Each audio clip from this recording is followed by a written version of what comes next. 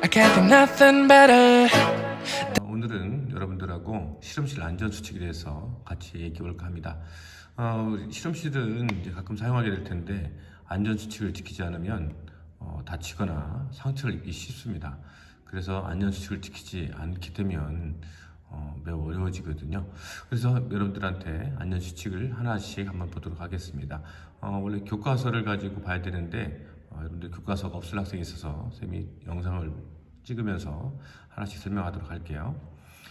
실험 전에는 안전설비와 비상구 위치를 알아둔다 이렇게 되어 있습니다.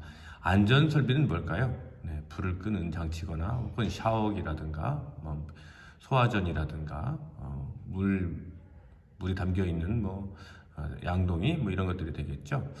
비상구는 앞문 뒷문이니까 학교에서는 그다지 크게 문제되지는 않습니다.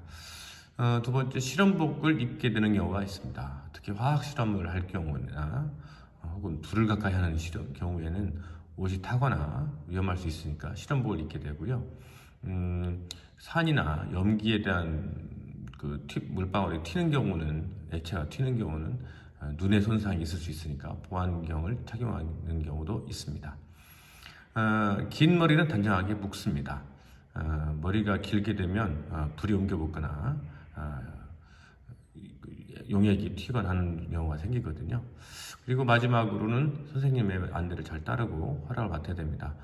실험실은 매우 민감한 상태이기 때문에 선생님도 긴장하고 있거든요. 근데 단독 행동을 한다거나 그러면 선생님이 주의가 산만해지면서 위험해질 수가 있게 됩니다. 자, 실험 중에는 다양한 활동들을 하게 되는데 가열기구를 사용할 때는 주의 있게 살핀다든가 실험기구의 정확한 사용법을 익힌 다음에 진행한다든가 장난을 치면 안 되겠죠. 화학 약품을 맛보는 학생들이 있습니다. 맛있을까요?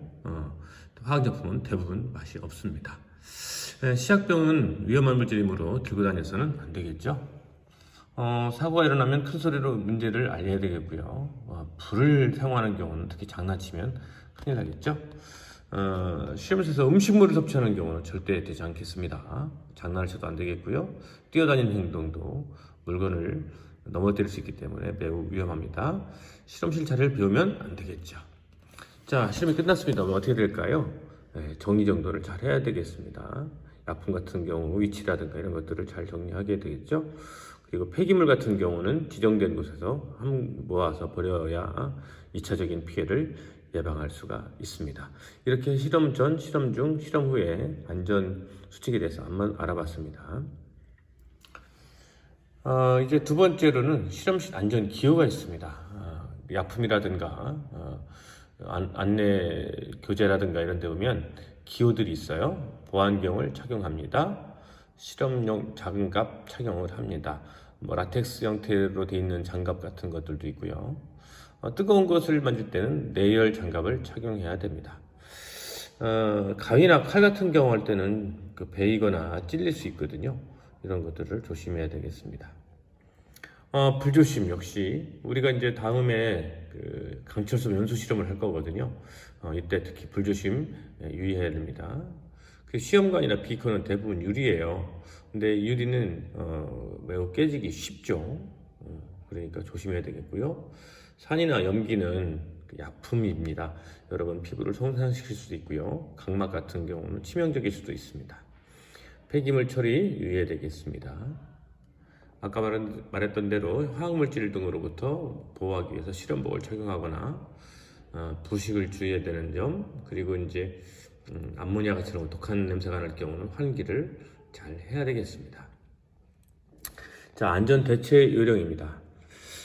감전되는 경우 없어야 되겠죠. 특히 손에 물이 묻은 상태로 전원을 만지게 됐을 경우에 감전이 됩니다. 이때는 심장에 충격을 줄 수 있으므로 119에 신고를까지 해야 되는 상황이 될 겁니다. 화상을 입는 경우인데요. 뜨거운 물에도 화상을 입지만 산에도 화상을 입습니다. 이런 경우 빨리 흐르는 물로 씻어내야 2차적인 피해를 줄일 수 있겠습니다. 역시 피부가 시약이 닿았을 때라든가 눈에 시약이 튀었을 때 빨리 물로 중화시키거나 희석시키는 방식이 되겠죠. 그런 것들을 준비해야 되겠고요. 상처가 나게 되면 빨리 소독을 하고 보건소라든가 병원에 치료받아야 됩니다. 화학약품 냄새를 맡았을 경우에 실험실 밖으로 나가서 신선한 공기를 쐬야 됩니다. 가끔 이제 불이 나게 되면 유독가스가 많이 발생하잖아요. 마찬가지 이유가 되겠습니다. 화재가 발생했을 때는 선생님한테 상황을 알리고 조치를 해야 되는데요. 일단 주변에 수건이라든가 실험복을 적신 상태로 덮게 되면 응급조치를 할 수가 있습니다. 이건 집에서도 마찬가지죠. 근데 전기로 인해서 사고 났을 때는 누전 가능성이 또 남아있기 때문에 함부로 해서는 안 되고요. 멀리에서 던지는 방식으로 접근을 해야 됩니다. 화재가 발생했을 때는 소화기로 불을 끄면서 화재 경보기가 울리면 이제 119 신고를 해야 되겠죠. 그리고 유독가스가 나올 수 있으므로 수건 혹은 가제 이런 것들 이왕이면 물을 좀 적셔서 코와 입을 막고 비상대피로 밖으로 나갑니다. 네 번째로 이제 실험 기구 사용 방법을 같이 보도록 하겠습니다. 맨 먼저 우리가 이제 시험관을 많이 쓰게 되는데요. 이건 선생님 실제 있었던 일인데 시험관을 갖다가 이제 가열하는 실험을 한 적이 있어요. 에탄올을 가열하는 실험이었는데 문제는 옛날에는 알코올 램프를 썼거든요. 근데 알코올 램프는 기화되면서 사실 알코올 자체는 매우 차갑습니다. 그래서 시험관이 선생님이 잘못으로 시험관을 알코올 램프 심지에 갖다 댄 거예요. 그러니까 뜨거운 시험관과 밑에 차가운 심지가 닿으면서 깨진 거죠. 종이나네요. 깨지면서 그 에탄올이 또 불이 잘 붙어가지고 선생님이 불을 낸 적이 있었습니다. 선생님한테 매우 혼난 적이 있었는데 시험관 사용은 그래서 많은 주의가 필요합니다. 시험관 잡을 때 윗부분의 손가락으로 가볍게 잡고요. 그 다음에 뜨거운 가열할 때는 집게로 시험관을 잡고 약간 기울인 상태로 가열합니다. 그리고 입구는 사람이 없는 쪽으로 향하는 것이 더 안전하겠죠. 닦을 때는 시험관 솔로 닦아서 거꾸로 세워서 말립니다. 이제 두 번째 스포이드를 사용하는 경우가 있습니다. 엄지손가락과 집게손가락으로 고무 꼭지를 잡고 나머지는 감싸듯이 쥡니다. 이때 시약이 들어있는 스포이드는 눕히지 않아야 되는데 눕히게 되면 시약이 노란 고무 쪽으로 들어가게 되고요. 그러면 고무 안에 있는 그 오염물질들이 약에 섞여서 결과가 제대로 나오지도 않게 되고요. 그 약에 따라서는 고무를 상하게 할 수도 있겠죠. 그래서 눕히지 않도록 하게 됩니다. 시험관을 이제 스포이드로 이제 용액을 다시 내보낼 때는 비커의 안쪽에 대고 천천히 흘려 넣게 됩니다. 자, 시약을 옮기는 방법입니다. 비커의 유리막대를 약간 기울이고 유리막대를 따라서 시약을 조금씩 흘려 넣게 되는 거죠. 이게 뚝뚝뚝뚝 떨어지게 하면 안 됩니다. 고체 시약의 경우는 약숟가락으로 약간 덜어내어서 시험관 위쪽으로 살살살살 넣게 되고요. 이때 약간 기울여서 급격한 반응이 일어나지 않도록 하면 좋겠습니다. 실린더, 눈금 실린더 같은 경우는 평평한 곳에 놓고 우리 지난번에 오차에 대해서 좀 배웠잖아요. 그래서 눈높이에 맞춰서 원목한 부분과 같이 눈높이에서 수평으로 눈금을 읽게 됩니다. 눈금은 최소 눈금의 10분의 1까지 어린 근사값으로 읽게 되는 거죠. 그 다음에 이제 전자저울에 대해서 한번 같이 보겠습니다. 이 전자저울은 수평을 먼저 맞춰야 됩니다. 여러분들 집에서 몸무게 체중계 있잖아요. 체중계도 마찬가지. 수평을 맞추지 않으면 결과가 잘 안 나와요. 그래서 몸무게가 좀 작게 나오고 기분 좋죠. 근데 어쨌든 수평을 좀 맞춰서 설치를 해야 되겠고요. 그 다음에 허용량이 있습니다. 허용량을 넘어가면 안 되죠. 그래서 1kg면 1kg, 10kg면 10kg 허용량 이내의 물건을 올려놔야 기계가 손상되지 않습니다. 그리고 이 전자저울은 0점 조정이라는 것을 할 수가 있어요. 즉 내가 원하고자 하는 용액을 측정할 때 이 비커 무게가 있으면 이 무게를 또 따로 나중에 빼줘야 되잖아. 그래서 비커 무게를 포함시켜서 0으로 잡으면 그런 계산을 덜 수가 있거든요. 이것을 0점 조정이라 그래요. 그래서 0점 단추를 눌러서 0점을 맞춘 뒤에 실험을 수행하면 훨씬 더 편한 실험을 진행할 수가 있겠습니다. 네, 실험 올라보도록 하겠습니다. 한솔프롬 사진이 있는 1층과 2층 계단 사이군요. 지금부터 쭉 선생님이랑 따라서 4층까지 한번 가보도록 하겠습니다.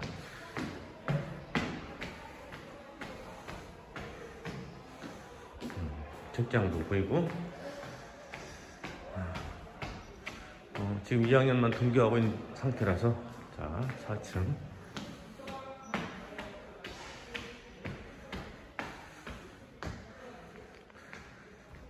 과학 실험실은 대부분 4층에 있고요.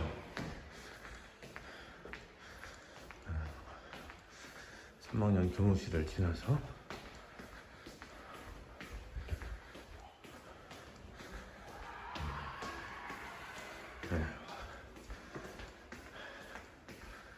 화학실입니다.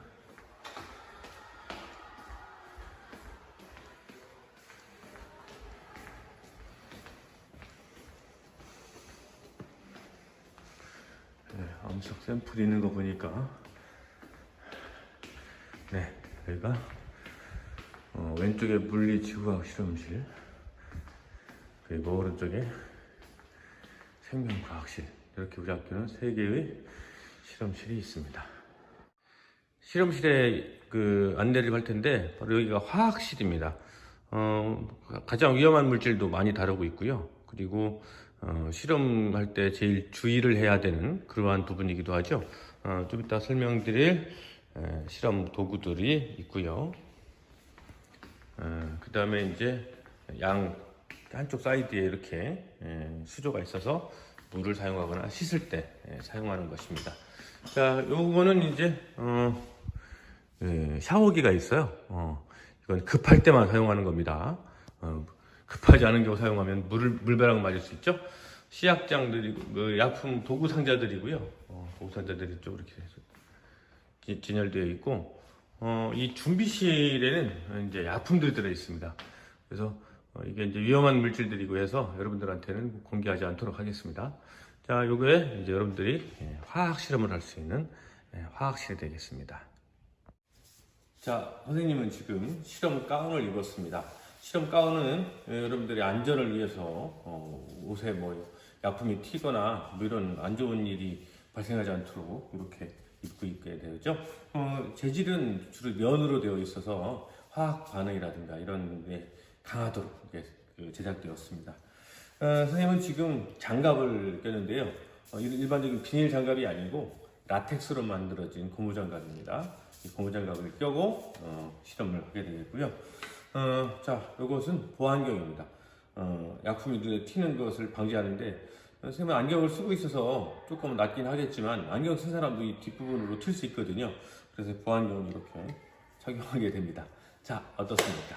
자, 이렇게 기본적인 실험 준비를 하게 됩니다. 그리고 이제 우리 학교에서 이제 우리 여러분 실험할 때 필요한 것들 하나씩 한번 같이 보도록 해요.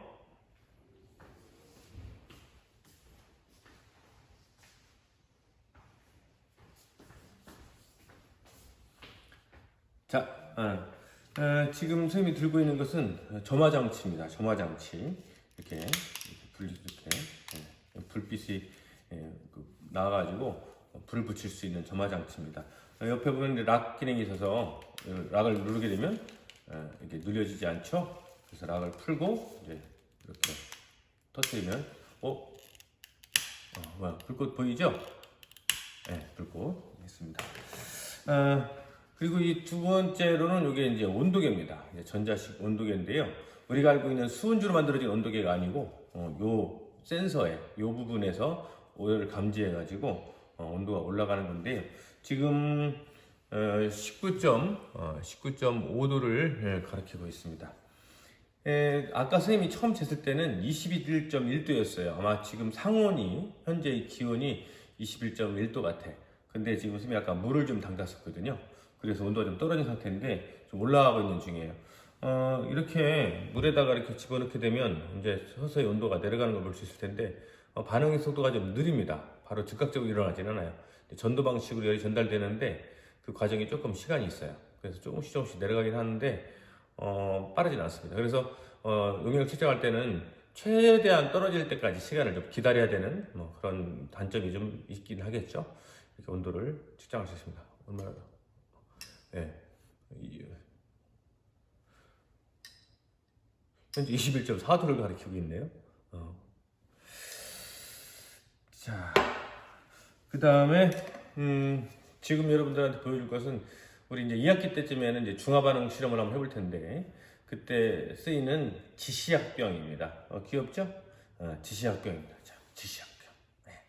네, 지시약병은 지금 이제 BTB 용액이 들어있어요. 그래서 이제 한 방울이나 두 방울씩 떨어뜨려가면서 실험을 진행하게 되고요. 요거는 약수저입니다. 약수저.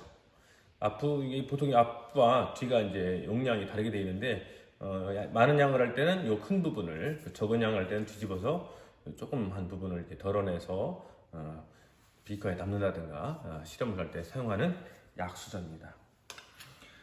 뭐 비커는 잘 아시죠? 비커 이게 200ml 정도 되는 비커입니다.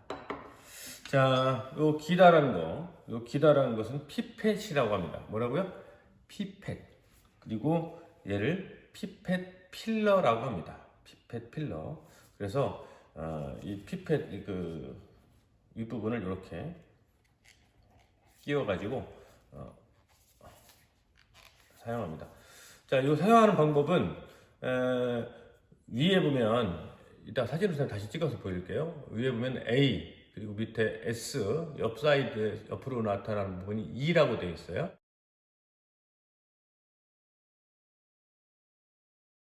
그래서 맨 처음 할 때는 A를 누르고 이 부분을 누르면 이렇게 움푹 들어가죠. 이렇게 움푹 들어갑니다.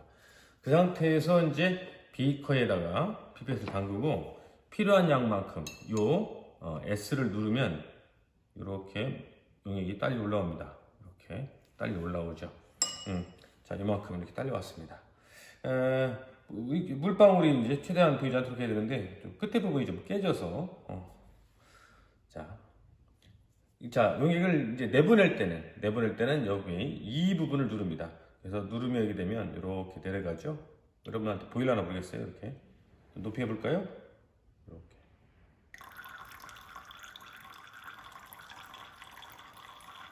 이렇게 필요한 양만큼 이렇게 사용할 수 있겠습니다. 자, 이 외에도 다양한 그 시험 기구들이 있는데 나머지는 또 그때그때 사용할 때 보도록 하고요. 화학약품은 뒤에 준비실에 있습니다. 근데 이제 냄새도 나고 또 위험하기도 해서 여러분들 필요할 때 그때 여러분들한테 보여주는 걸로 할게요. 자, 그러면 실험실에 대한 안내는 여기까지 하도록 하겠습니다.